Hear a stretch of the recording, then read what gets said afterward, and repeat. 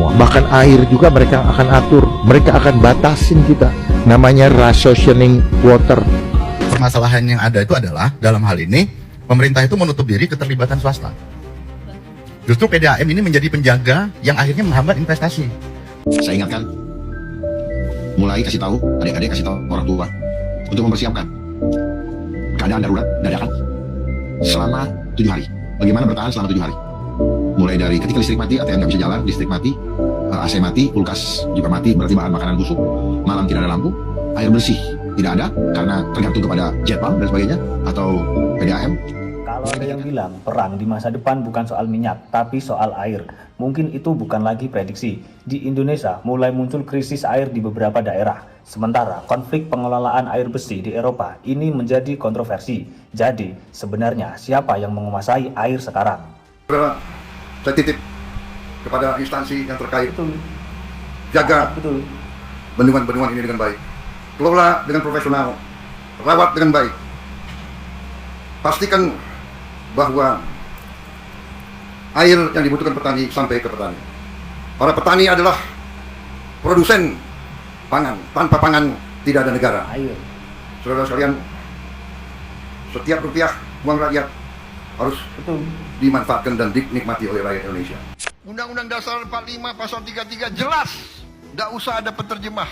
Bumi dan air dan semua kekayaan yang terkandung di dalamnya dikuasai negara dan dipergunakan sebesar-besarnya untuk kemakmuran rakyat.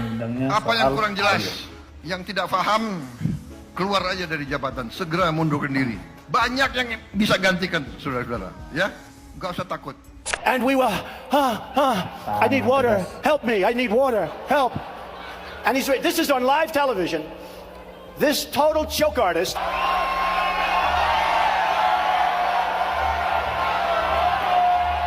It's Rubio. Ini saat live di televisi. That's what it.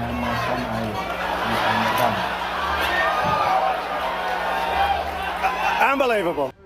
Have been mining up water rights for 100 plus years. Water is the next crypto fuck. Water is the next whatever, gold. You've seen the movies with Mel Gibson, Mad Max. That's where we're headed. That's it. Tahu nggak, di Arab Saudi itu kebutuhan airnya itu lebih dari 40 juta kubik loh setiap hari. Nah ternyata berdasarkan data kebutuhannya 40 juta kubik. Tapi data menunjukkan yang bisa disuplai oleh pabrik desalinasi ini cuma 10,8 juta kubik. Berarti ada selisih hampir 30 juta. Dari mana ya asalnya? Ternyata berdasarkan data, teman-teman bisa lihat di layar kaca, 78% sumber air di Arab Saudi itu berasal dari air tanah. 22% berasal dari air desalinasi. Artinya kalau seandainya diganggu nih pabrik-pabrik air ini, nggak ada masalah dong ya buat negara-negara model Arab Saudi ini. Orang mereka bergantung pada air tanah. Tunggu dulu guys. Dan ini penting buat orang-orang Iran nonton video Benix. Kenapa? Karena meskipun kebutuhan dia 40 juta lebih per hari, produksinya 10 juta kubik sehari. Berarti masih banyak yang dari air tanah loh, 30 juta lebih. 30 juta kubik per hari bisa disuplai dari air tanah. Tapi tunggu dulu guys. Lu tahu nggak dari 40 juta kebutuhan konsumsi mereka setiap hari, ternyata hampir 80% itu untuk sektor pertanian. Makanya mereka bisa pakai air tanah. 4% untuk industri dan pabrik. Sisanya sekitar 20% itulah yang dipakai buat konsumsi rumah tangga. Jadi sebetulnya yang menghabiskan air paling banyak itu bukan rumah tangga cuma 20%, tapi pertanian yang paling banyak menghabiskan air, dan itu pakai air tanah. Nah teman-teman kalau punya logika berpikir yang waras, artinya air desalinasi yang cuma 10,8 juta itu jadi signifikan.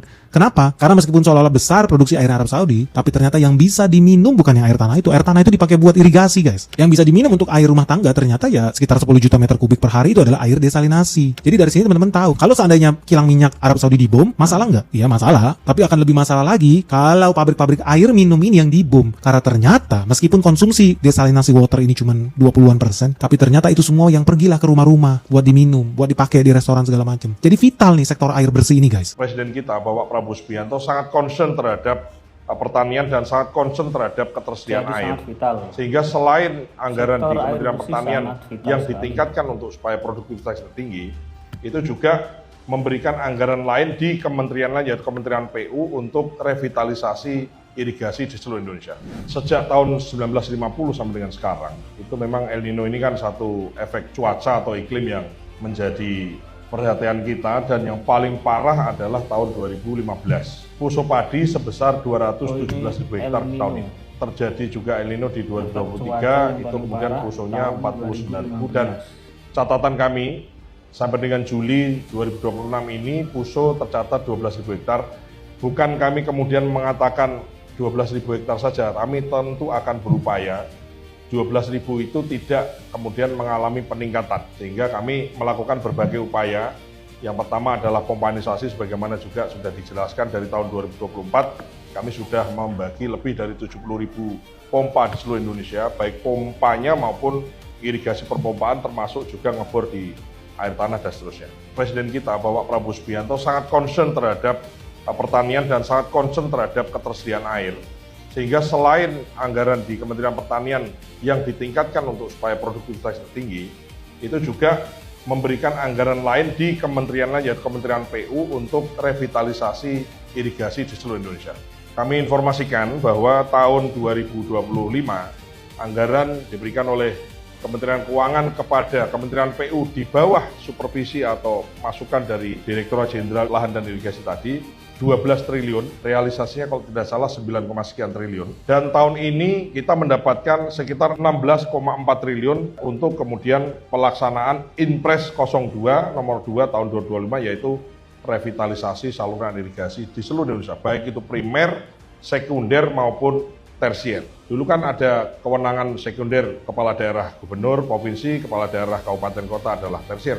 Sekarang ini di mana kepala daerah tidak melakukan revitalisasi irigasi, maka bisa diambil alih kegiatan revitalisasinya menggunakan APBN pusat, menggunakan Impres, sehingga insya Allah di tahun ini diberikan anggaran 16,4 triliun, bahkan Bapak Presiden menyampaikan kepada Bapak Menteri Pertanian dan juga Menteri PU, barangkali masih kurang, kita bisa ditambahkan lagi.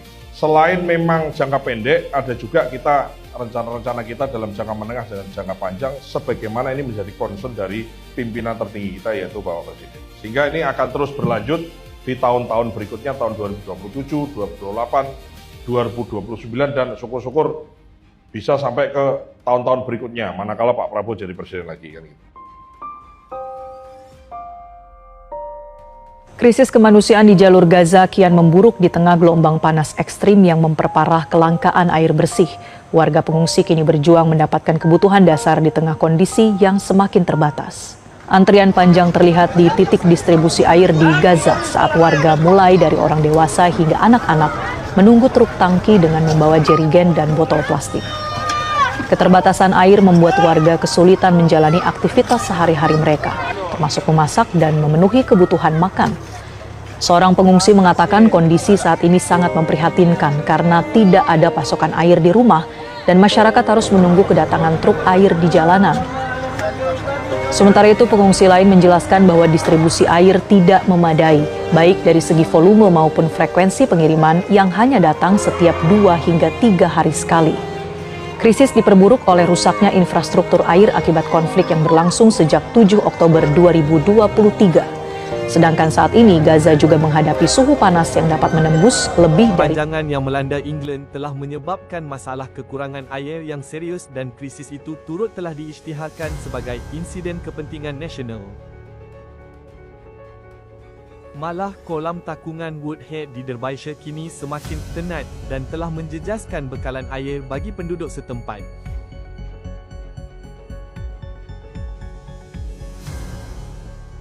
No, I haven't. It's very low. I've actually just driven from home to bring the dogs today, and all the reservoirs on this route are all, pretty bleak, really, very low. Not good.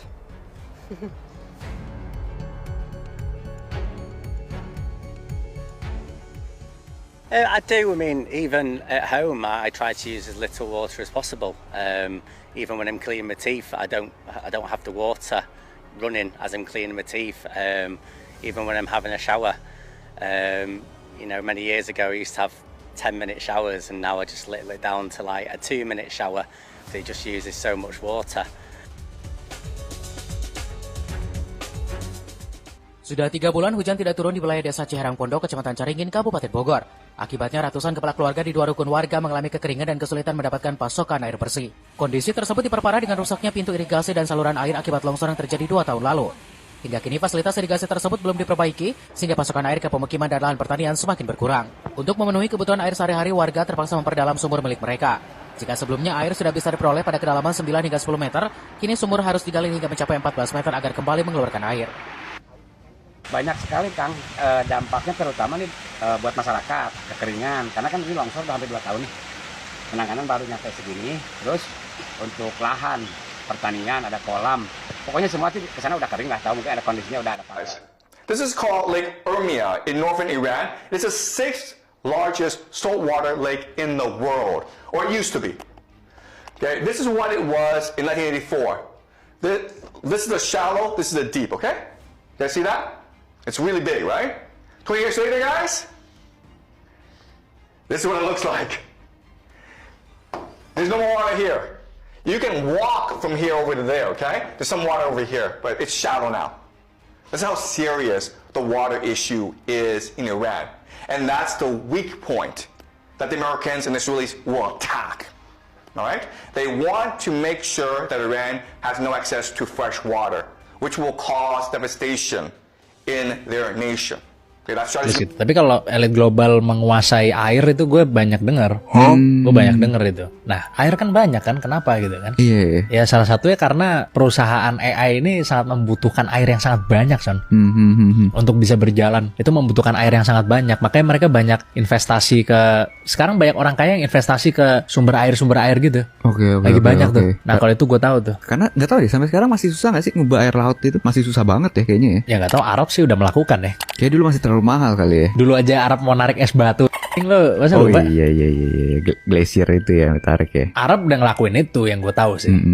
Karena sebenarnya mereka mereka kan daerah yang emang kurang air kan. Iya. Jadi mau nggak mau harus ngelakuin. Mahal harusnya sih memang Masian. Tapi ya intinya air ini akan menjadi semakin mahal kalau menurut gue. Menurut gue air ini akan menjadi semakin mahal. Mungkin banyak orang yang masih nggak mungkin bang ini. Kita lihat aja nanti gitu ya. Gue agak yakin sih. Ya mungkin nggak di generasi kita kali ya. Nggak tahu gue, mungkin di generasi kita bisa aja. Bisa aja. Lu tahu nggak sih apa itu ChatGPT satu kali prompt tuh butuh air berapa, tau nggak lo? Gue lupa persisnya. Iya, gue ingetnya karena mereka itu sampai ngewanti-wanti kan. Kalau nggak salah CEO-nya ya, kalau nge-prompt AI nggak usah pakai kata please lah, nggak usah pakai kata tolong gitu kan, kadang gitu kan kita tolong terjemahin misalkan atau tolong hitungin gitu, nggak usah pakai tolong lah, itu ngebuang-buang ini doang, energi doang. Ini katanya Sondre Mige nih ya kan, pakar keberlanjutan yang kini menjabat kepala ESG di Skagen Funds, mengklaim bahwa satu perintah atau prompt ChatGPT dapat menggunakan sekitar setengah liter air minum. Setengah liter air minum. Air minum ini? Iya. Bukan cuma air bersih lah pokoknya. Oke. Air bersih setengah liter, lu bayangin.